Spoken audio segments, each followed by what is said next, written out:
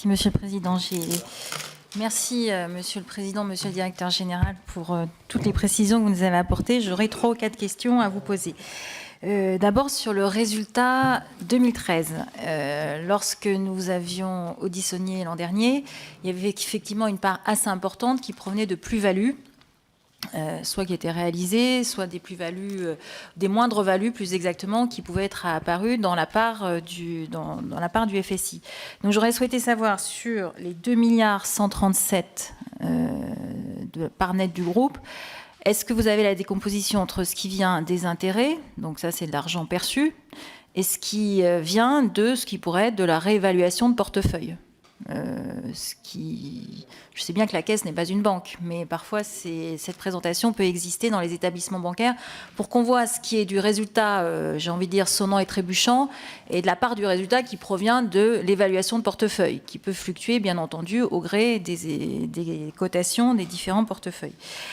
Sur la gouvernance que vous avez évoquée, Monsieur le Président Emmanueli, moi je vous rejoins aussi, comme le Président Carrez.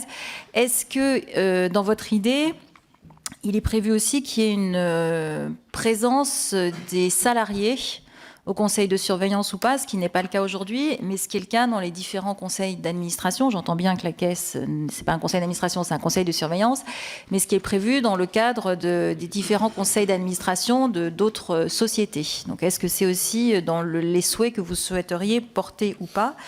Troisième sujet, en septembre dernier, le directeur général de la BPI a exprimé un vœu qu'il y ait de la titrisation de créances de PME. Alors je vous avoue que titriser des créances de PME, je pense qu'on ne sait pas ce que c'est. En tout cas, la titrisation sur les PME, ça n'a jamais été fait ou très rarement. Je suis un peu étonnée que la BPI se lance dans ce genre d'aventure. Qu'est-ce que vous en pensez, vous qui êtes actionnaire à 50% de la BPI? Est-ce que vous soutenez cette proposition? Est-ce que vous ne la soutenez pas? Et si vous la soutenez, quel est le mécanisme de risque que vous comptez mettre en place?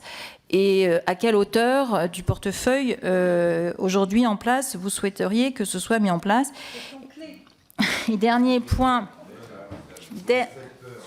Non, mais il ne faut pas se faire peur, mais il faut toujours être prudent, Monsieur Emmanueli, vous le savez.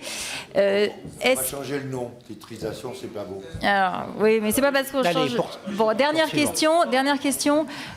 Au mois d'août dernier, il y a un certain nombre d'entreprises, toujours côté BPI, Altia et autres, qui ont connu des difficultés.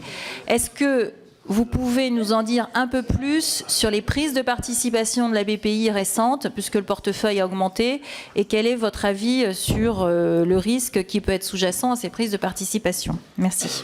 Merci.